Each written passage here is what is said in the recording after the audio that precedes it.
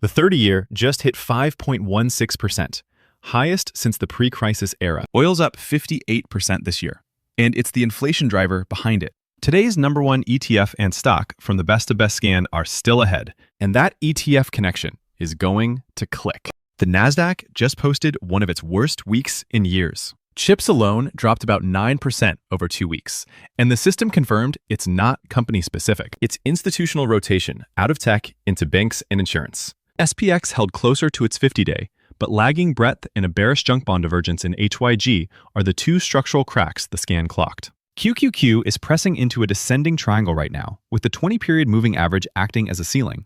And the dollar's strength this week is exactly the context that makes the bond picture worth watching next. DXY held near a 3-week high, while the 30-year yield sat at 5.16%, rejecting off resistance intraday, but the hold is the key level. TLT is still below its support, and U.S. net interest expense is now at 20% of total tax revenues, the highest since the 90s. The primary inflation driver the readout keeps surfacing is oil, and it's been the bond pressure engine all year. But a strong dollar at a multi-week high raises a real question for metals and safe haven positioning. We'll get to that answer.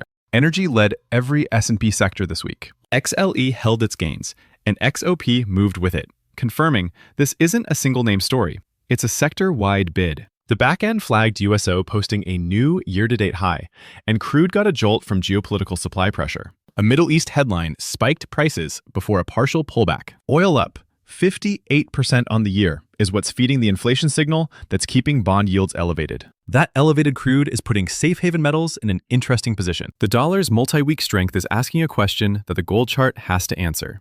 Here's where the dollar story from a couple scenes back pays off. Gold steadied with its Fibonacci support intact, and silver held.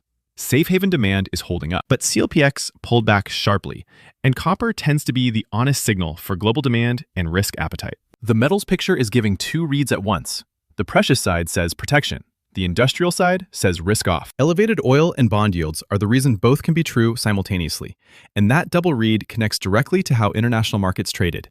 International developed and emerging markets pulled back across the board. EFA, EEM, Japan, and Taiwan all retreated in the same session. The system flagged tech sector pressure and geopolitical tension as the two macro variables weighing on the international tape.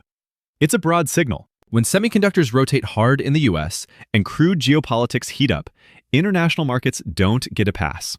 That same risk-off pressure that pushed internationals lower is exactly what the speculative risk end of the market ran into next. Bitcoin slipped below its pivot support. Bollinger Bands are tightening, and momentum signals are trying to flip bearish.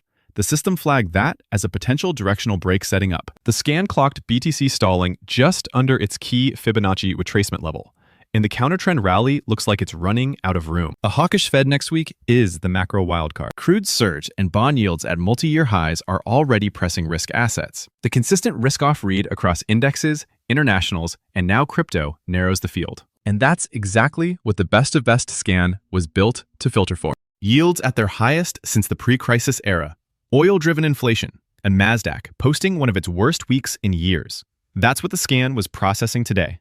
And the number one stock is still ahead. SignalFinder Pro filtered down to 122 symbols, with financials, healthcare, and real estate leading the sector rankings. A clean defensive rotation away from the spots where the macro pressure is hitting hardest. The system's narrowing to the setups with the best structural positioning relative to the current risk-off bias.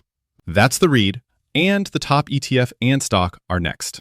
The sector board has financials at the top, with healthcare and real estate rounding out the top three. That's a notable divergence from where the Nasdaq has been. XLF leading while tech rotates lower is the cleaner read on where institutional money is repositioning right now. XLV and XLRE are both defensive plays that make structural sense, with bond yields elevated and the macro backdrop staying murky. The scan's sector rankings confirm the same rotation the index picture flagged earlier.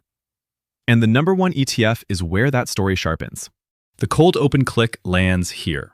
UGA, the United States Gasoline Fund, is the number one ranked ETF in today's scan. It tracks front-month gasoline futures, so it's the most direct read on the fuel side of the energy rotation that led all S&P sectors this week. The 30-year yield at its highest since the pre-crisis era. Oil's geopolitical bid, the defensive sector rotation. The system's flagging UGA as the structural setup where those threads converge. That's the number one ETF. And the top stock is the name that broke away from today's broader weakness.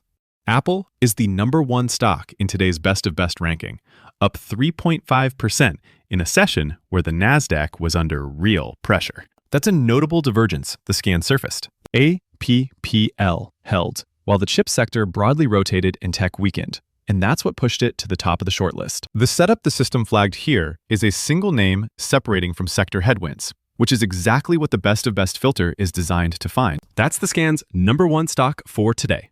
UGA landing at number one makes the thesis click. The 30-year at 5.16%, oil up 58%, and a defensive rotation out of tech. The energy setup is where those data points converged in the scan. The thing to watch tomorrow. Does the 30-year confirm a break above resistance, or does it reject and give equities some breathing room into the Fed meeting? Verify both live in SignalFinder Pro. And remember, this is educational, not financial advice. Do your own homework.